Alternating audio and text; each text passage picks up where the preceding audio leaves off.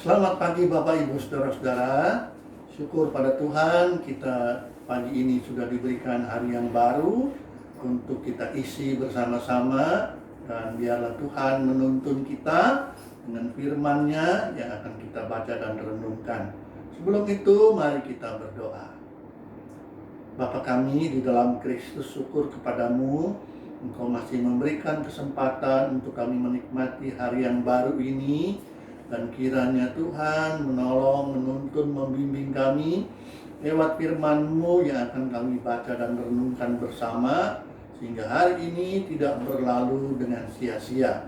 Dalam nama Yesus kami sudah bersyukur, berdoa, dan memohon. Amin. Bapak Ibu Saudara-saudara, bacaan kita pagi ini dari kitab Rut pasal 3 ayat 14 sampai Rut pasal 4 ayat 6. Rut pasal 3 ayat 14 sampai Rut pasal 4 ayat 6. Firman Tuhan demikian. Lalu berkatalah penebus itu, "Jika demikian aku ini tidak dapat menebusnya, sebab aku akan merusakkan milik pusakaku sendiri." Maaf saudara. Jadi berbaringlah ia tidur di sebelah kakinya sampai pagi.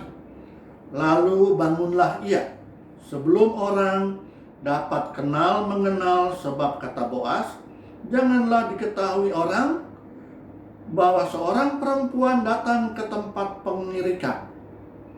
Lagi katanya, "Berikanlah selendang yang engkau pakai itu dan tadahkanlah itu." Lalu ditadahkannya lah selendang itu, kemudian ditakarnya 6 takar jelai ke dalam selendang itu. Sesudah itu pergilah Boas ke kota. Setelah perempuan itu sampai kepada mertuanya, berkatalah mertuanya itu, "Bagaimana anakku?" Lalu diceritakannya lah semua yang dilakukan orang itu kepadanya, serta berkata, "Yang 6 takar jelai ini diberikannya kepadaku, sebab katanya, engkau tidak boleh pulang kepada mertuamu dengan tangan hampa."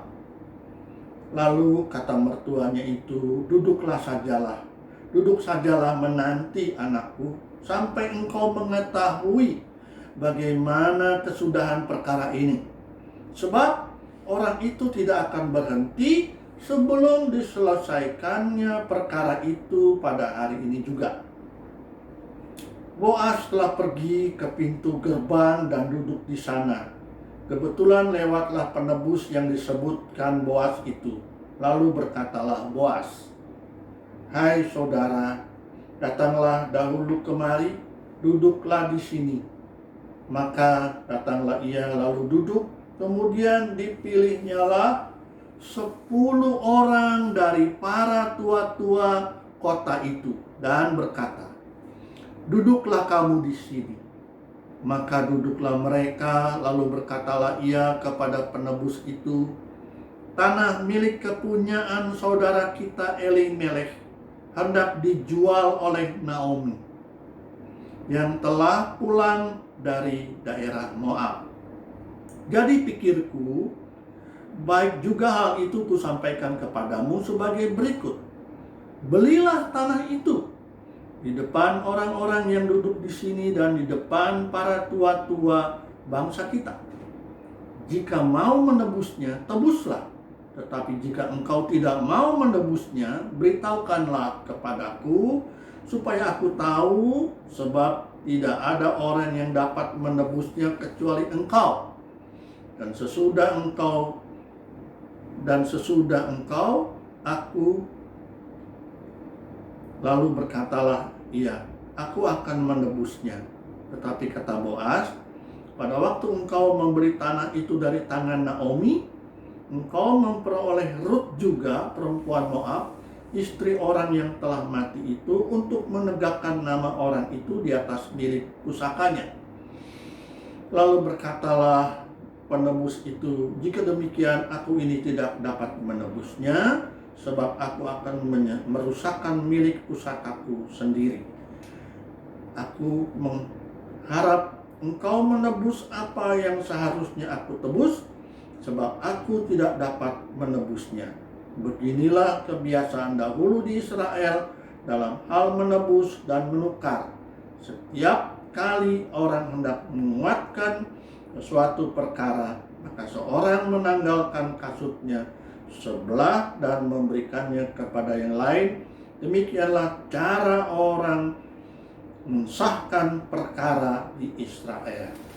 Demikian Bapak Ibu, saudara-saudara, dan nats kita ialah ayat yang ke-18. Duduk sajalah menanti,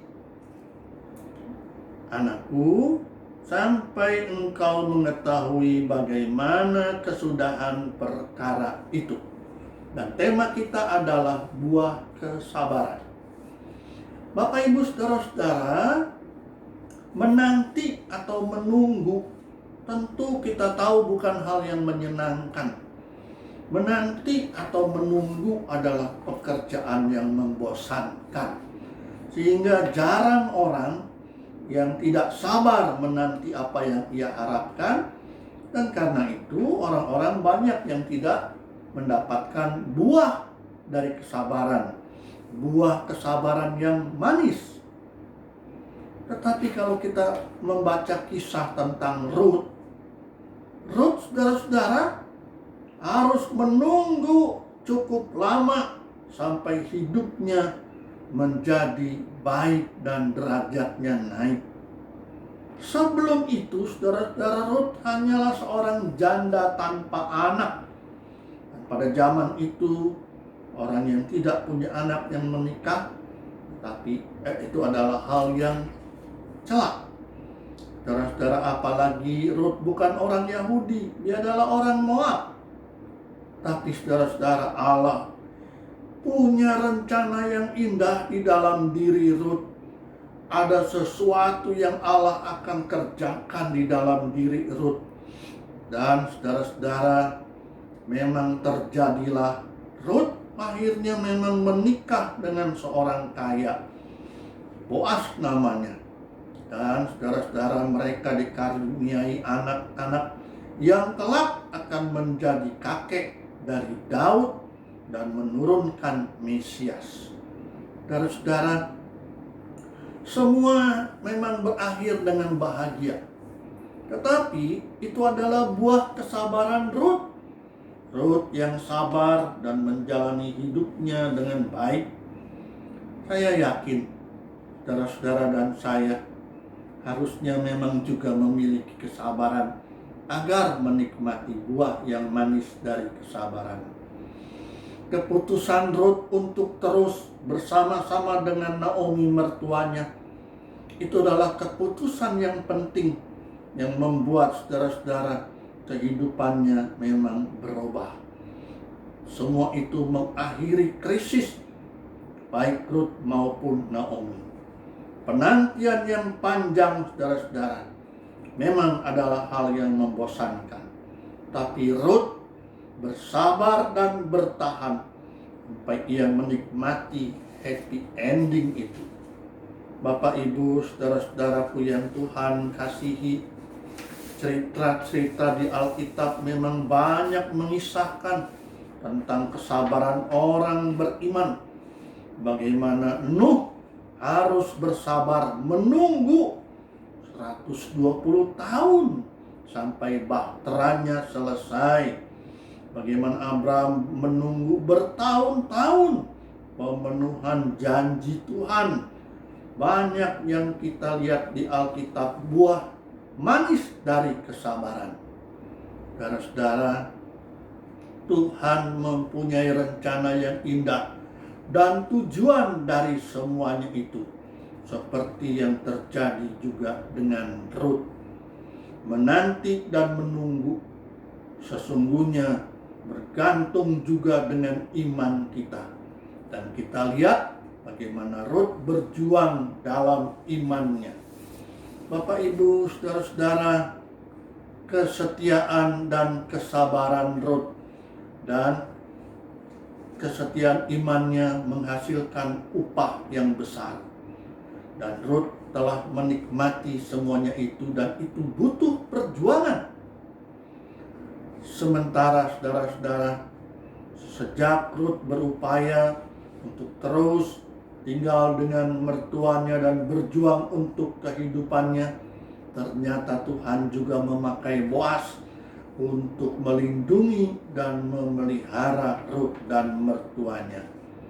Saudara-saudara, upah yang membahagiakan Ruth semua terjadi, saudara-saudara, karena kesabarannya itu. Saudara-saudara, Ruth secara rohani dan jasmani menerima upahnya. Semuanya karena Tuhan yang turut campur. Ruth memberikan pelajaran iman kepada kita semua. Bagaimana di dalam iman dia memiliki kesabaran. Ada hal-hal yang harus dipertaruhkan dan diperjuangkan. Kitab Ruth juga, saudara, membuat kita boleh belajar untuk tetap setia. Meskipun keputusan iman tidak otomatis mendatangkan buah kesabaran yang manis.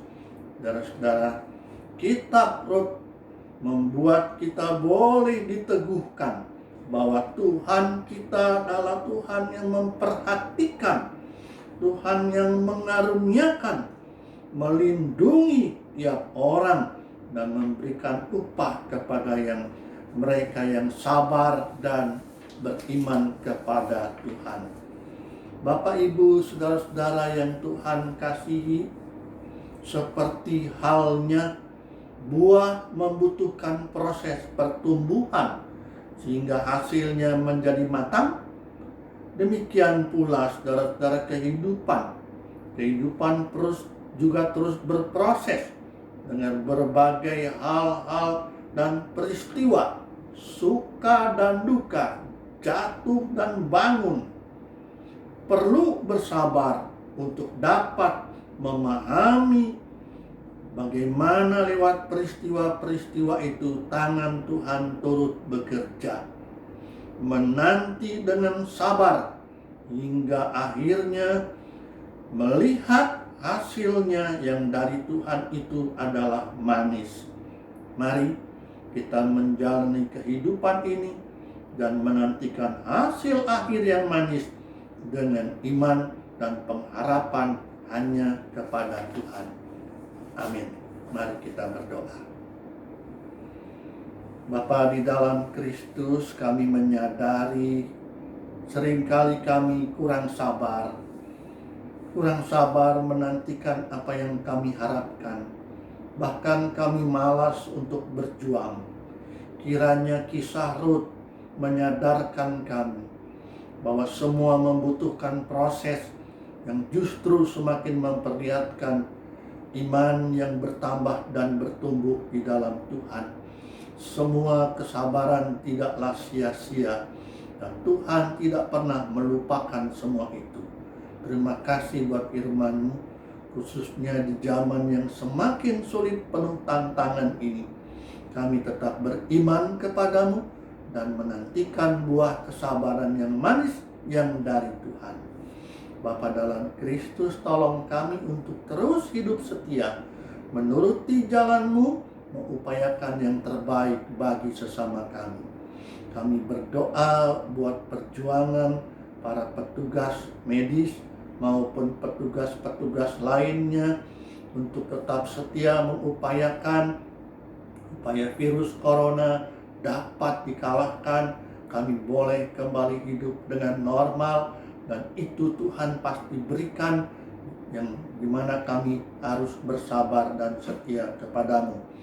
Kami berdoa buat mereka yang masih dalam perawatan, masih mengalami sakit penyakit. Tuhan berkati para medis, para dokter untuk menyatakan kuasa dan kasih-Mu. Kami mau menyerahkan hidup dan perjuangan kami dalam pimpinan, penyertaan, dan pertolongan-Mu. Kami berdoa dan berserah dan berharap dalam nama Tuhan kami, Yesus Kristus. Amin. Bagi Bapak Ibu yang memiliki pergumulan khusus dan ingin didoakan, bisa menghubungi rekan-rekan pendeta di nomor berikut.